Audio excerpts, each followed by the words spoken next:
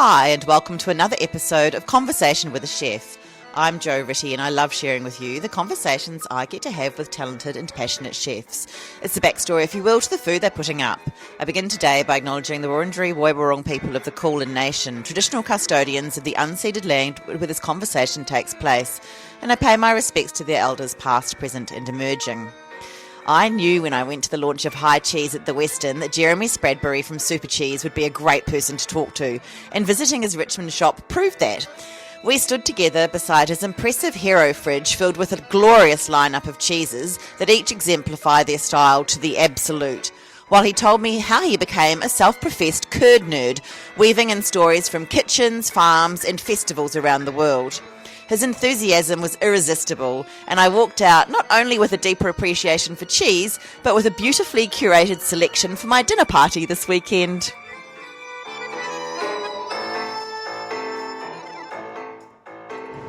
Hi Jeremy, it's so great to be at Supercheese. Welcome. And I met you at the High Cheese launch event at the Westin, and I really loved the way that you talked so fondly of cheese, and I knew you'd have some great stories to tell. And I've come into this shop, and it's for such a small space, it's got a lot of really big personality. So tell me about Supercheese. Yes, well, Supercheese was born out of an idea I had in about 2019. So I'd been in and out of the food world for a long time. I had a long career in the world of cheese, working for the likes of Will Studd, and was lucky enough to travel the world and visit lots of beautiful cheese makers and go to cheese festivals. And I had a bit of a break from that and did something quite different, which involves, of all things, IT consulting, which allowed me to travel a lot. But then, of course, when COVID struck and all travel stopped, I was stuck behind a desk in front of a camera doing everything online, which was doable, but it just didn't interest me. So I decided to get back into the world of cheese because I had a little bit of money from my father's estate. He died in 2019, and I thought I would open up a cheese shop in the suburb that I live. So we're here in Richmond. This is my local area. I know lots of the locals here who come in, and I just wanted to create a fun but high quality cheese shop showcasing beautiful local and international cheeses. It's great. It's kind of like, it sounds like it's your village, and that's like in Europe, there's always the village cheese shop and the village bakery and all those kinds of things. It's nice. That's exactly what I wanted to do. You know, we are on the high street on Swan Street. It does have a bit of a village feel. People who live in Richmond say they live on the island, and it does have a village feel. Yeah. And we looked at your hero fridge, which is an incredible, I was going to say beast of a fridge, but that doesn't sound quite right, but it's huge. And so it has all your hero cheeses in it. What does it take for a cheese to be a hero? Well, the cheeses in here are exceptional examples of the style. And what I like to do is showcase the cheeses by unwrapping them as much as possible so people can see the colours and textures and even get to smell some of the aromas when we open up the fridge. And there's all sorts of beautiful things in there, from soft goat cheeses in France to locally produced ones. Along the top shelf we've got a whole range of Alpine cheeses, most of which are raw milk, which I'm a really big fan of. Raw milk cheeses are super exciting, and we are lucky enough to have a few Australian producers making raw milk cheeses too, which is really great. And then a big section of blue cheeses, and then all sorts of different cheddars on the bottom shelf and some Dutch houdas. So what does it take for cheese to get in here? It's an excellent example of the style and something that we really like to champion. And anyone who comes in, we will often give people a taste of the cheeses that are in there, and that begins the conversation.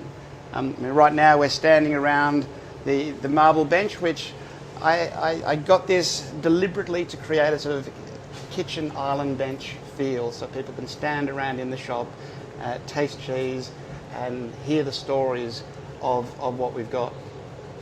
Yeah. It's beautiful. What is this? I was going to say, what is it? But it's right on the Gorgonzola thing. But that cheese looks like it's running away. Yes, that's a Gorgonzola cremosa. It's fun. We scoop that with an ice cream scoop. Do you? Yeah. And what I have done in the past for events, which is really cool, is do a little scoop of that into a waffle cone with an honey and almond praline on top.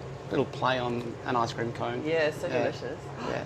And then I just love, I'm a French teacher, and so I spent a year in the south of France, and so when I see the little the cotin de chèvre, that just makes me feel like I'm in my other home. Yeah.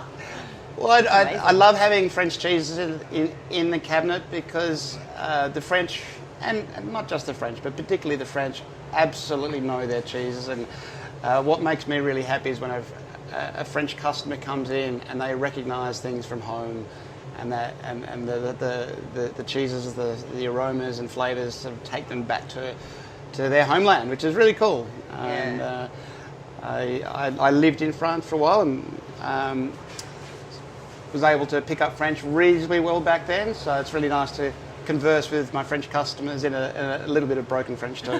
That's great. And how many cheeses do you have in the shop? It fluctuates between 90 and 110 different cheeses. Of course, through the summer months and in the lead up to Christmas, we really pile up the shop. So we've probably got maybe even 120 different cheeses, that's a lot. But for a good cheese shop to sort of stand on its reputation, you need to have a lot of different cheeses so that you cover all the styles and flavour profiles for customers. Yeah. And is it mainly people coming in to get cheese for, to have at a dinner party or whatever? I know you're getting ready for a catering job, so is it a bit of catering as well?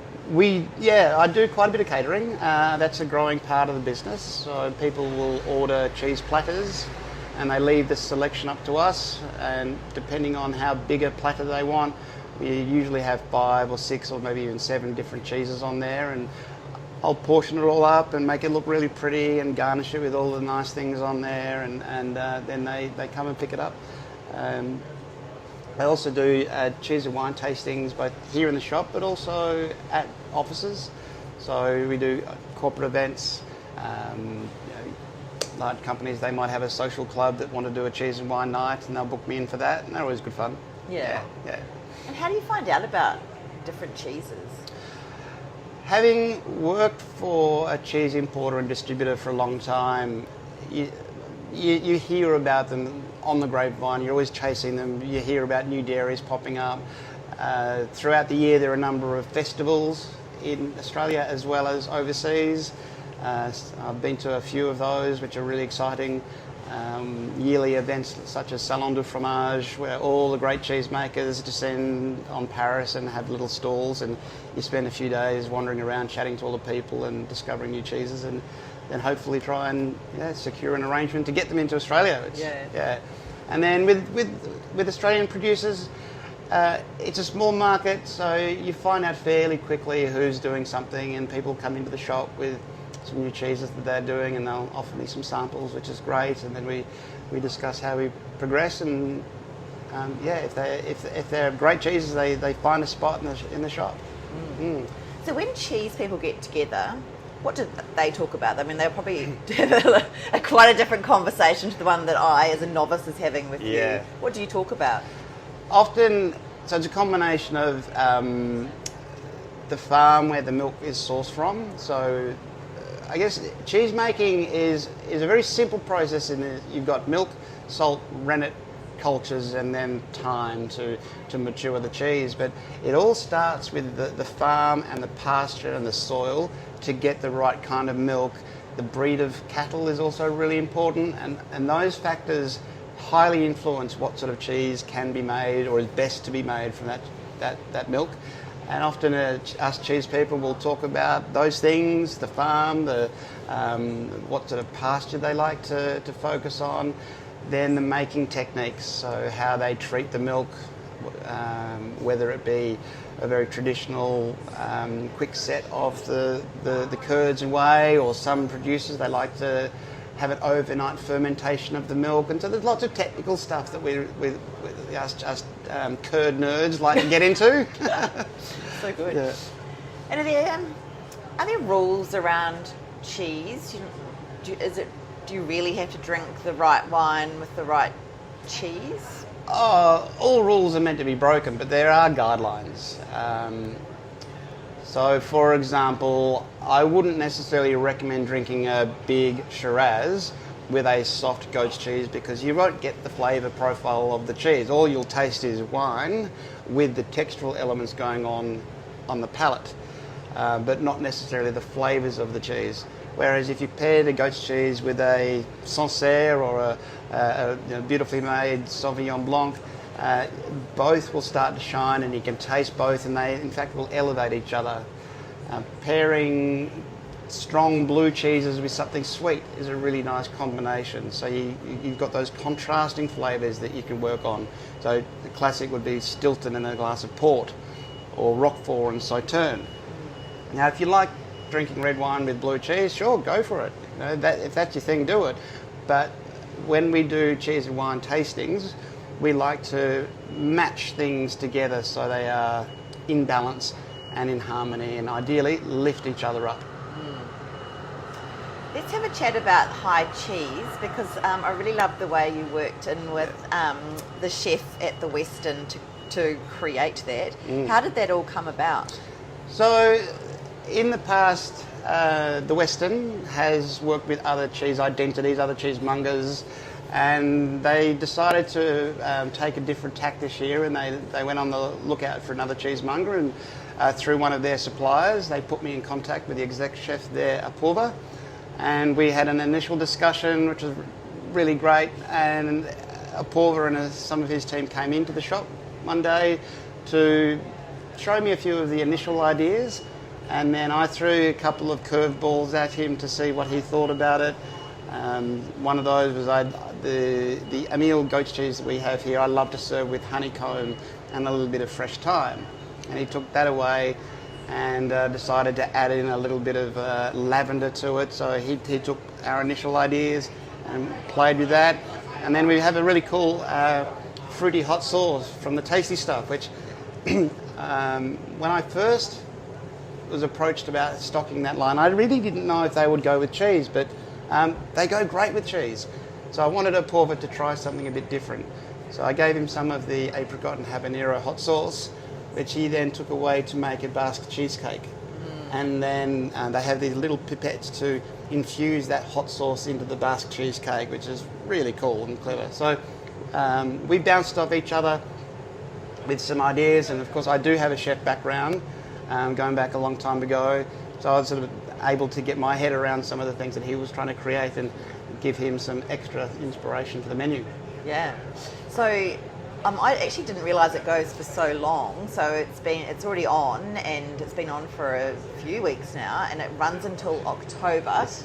But you were saying that there's going to be a menu change. There is. So in August there will be a menu change. So right now it's heavily focused on sort of warmer style dishes. A little bit of a theme is earth. So there's a lot of earthy elements to it. Then in August, as we lead into the change of season into spring, Apurva's introduced a few more sort of lighter, brighter, cooler things for the new menu of high cheese. Yeah. It's interesting, isn't it? Because I guess there are different seasonal cheeses as well, or is it more that our palate is different at different times of the year? No, seasonality is critical in cheese. The structure of the milk changes through the year. So in autumn, you've got a different structure of the milk. So certain cheeses don't make so well at that time of the year. A very good example would be goat's milk. So goats typically don't lactate year round, and they are at their peak in spring, and then at about this time of the year, so we're now in July, a lot of the goat herds get dried up, so we no longer see any of the Australian soft goat's cheeses, and there's one in particular, I've only got a few left until the new season begins. And so seasonality is really, really critical. Yeah. Spring milk always makes the best cheese, and then in autumn you might have a higher fat content, higher protein content in the milk, so you make a different style of cheese there. And there's some classic French equivalents like that. And you were mentioning that you started. Did you start out? Was it your first career? Was as chef?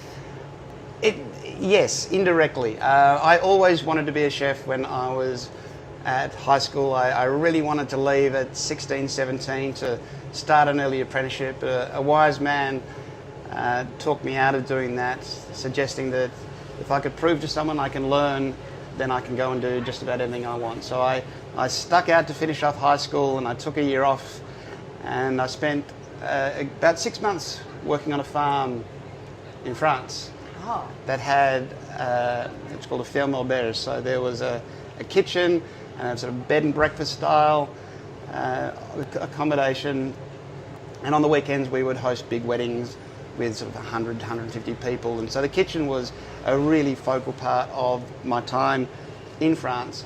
During the day I was a farmer, and at night I was in the kitchen helping out. Wow. And that really influenced my interest and passion for food.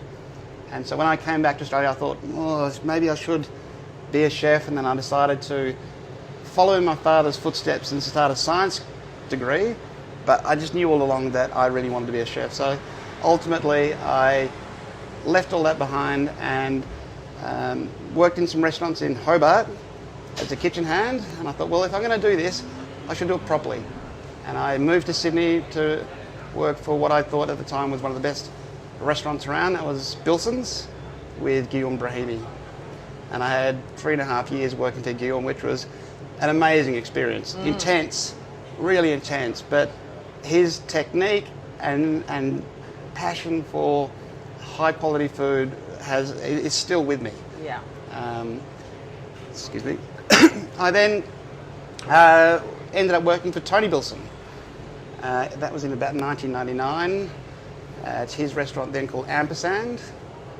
Came to Melbourne in 2000 and did a short stint with Jacques Raymond. Okay. And then had a nice long stint working for Philippe Michel at Langton's. And Philippe was a fantastic mentor and leader of a great brigade, and it was a lot of fun. And then my last chef job was head chef of Bistro d'Orsay on Collins Street. Okay. Yeah, that was back in the day when it went from Café d'Orsay. They extended the restaurant space. It became Bistro d'Orsay, and I jumped on board to head up the kitchen there, which I loved. I sometimes miss the thrill and excitement of service, but I still get to cook a lot. And in the cheese shop, I still use a lot of the skills that I learned as a chef in what I do here. So food is never terribly far away from what I do in my career. Yeah, that's really fascinating that you speak about Philippe Michel, because the chef that I just spoke to in Queenscliff worked for him, and he just speaks so highly of him as a mentor, and still has a really great friendship with him now. And he really, Philippe really shaped the way that Mike went on his journey when he left Australia to go and work in London. He told him where he should go and all that kind of thing. Like, he sounds... I haven't spoken to Philippe. I must. He's a fabulous man. He's a very gentle, kind-hearted man, and he earns the respect of his brigade through this calmness. And we always worked so hard not to please him, but he was just such a nice guy to work for, and you always wanted to get the thing right just for him. And sometimes he would look at a dish or look at a garnish and you would know that it wasn't right. So he never raised his voice, he never got fiery in the kitchen, and he set this incredible standard through that calmness, and he was such a gentleman. I think it must be such an asset to have someone that has your background working here, and then when you do work in with chefs like a Portova and others, just having that background knowledge would be great. Yeah, it really does help. And I suppose another thing that really helps is there's a mentality in hospitality.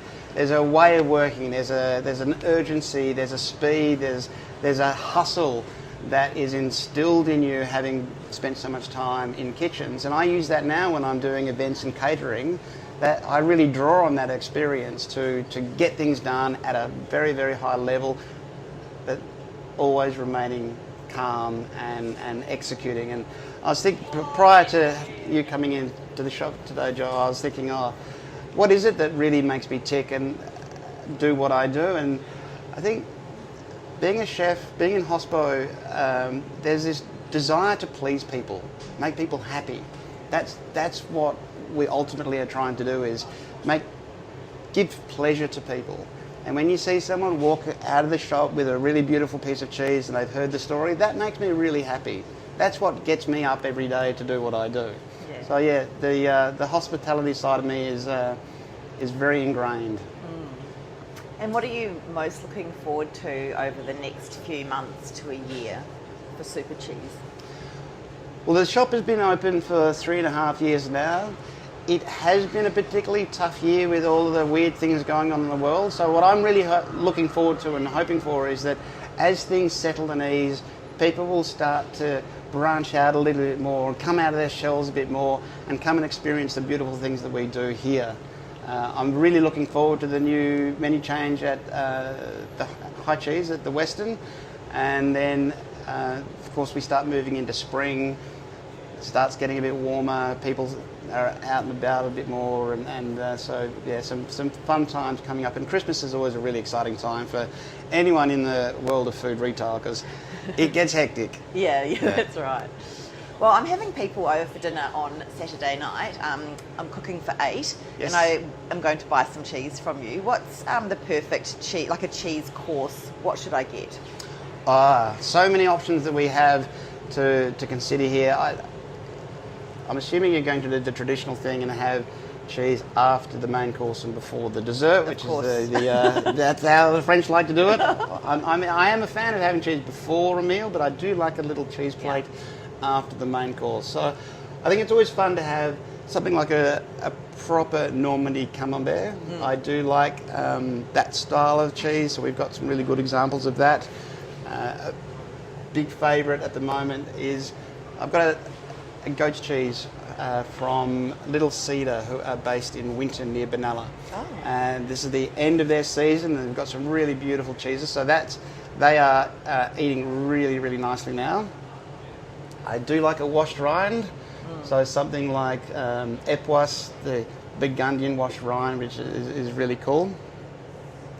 For a hard cheese, I'm constantly tossing up between an Alpine style cheese or something like a really great Tasmanian cheddar. Big fan of Pine Garner cheddar, which is Australia's oldest continually produced cheese. They've been making it for 130 years in the same factory. So I'd probably lean towards the Pine Garner, and no cheese board is complete without a blue. So the blue that's making us excited at the moment is a blue cheese from Prom Country, who are based in Gippsland. And they make a really fine blue that they wash in some poêle fumé, the wine, and then they wrap the cheese in the vine leaves from the poêle fumé grapes that have also been steeped in some poêle fumé. Really cool, slightly crumbly, a little bit creamy on the outside, great flavour. So that's what I'd probably suggest. Sold. Yes. I've got 2 French people amongst the party as well, so they'll be happy. Yes, well, I do like to mix it up between some local stuff and imported. sure. You know, it's really important to celebrate the Australian cheesemakers that we do have, and we've got some really great ones in Victoria, Tasmania, and actually also in Queensland. There's some really good cheeses coming out of there. Oh, okay. Of all places. Yeah. But I'm often asked, what is your favourite cheese, or what should I go with? And I scratch my head sometimes and I think, there are so many good cheeses to pick from. So more often than not, it comes down to a mood or a feeling or a vibe. I like to often ask people, what are they drinking with their cheeses, and that might guide me in a certain direction, and then we'll come up with something delicious. Thank you. That's great. Thank you so much for listening to this episode of Conversation with a Chef with Jeremy Spradbery at Supercheese in Richmond. You can check out all the goodness on Instagram at supercheese_Richmond, or head to the shop itself. And if you're a curd nerd, you'd be mad to miss High Cheese at the Westin. It's running all the way through till October. If you'd like to hear more stories from other chefs, I'm also on Instagram at Conversation with a Chef. I tend to post every time a new chat goes up. You can read this chat online at www.conversationwithachef.com, and of course you can follow me on Apple and Spotify podcasts. I would absolutely love it if you told a friend about my chats. I still think it's the best way to get these delicious stories out into the world. Once again, thanks so much for listening. Have a great day and bon appetit!